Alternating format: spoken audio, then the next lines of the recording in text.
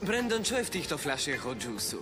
Darček od Sponzusa. Cítil sa zle, že mi ukradol nevestu. Najlepší džús z podzemného kráľovstva, zober si. Per.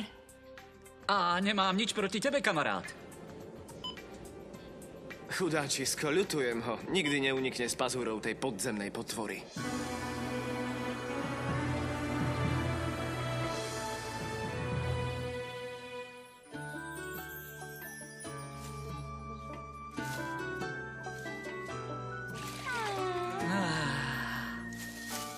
Toto je raj.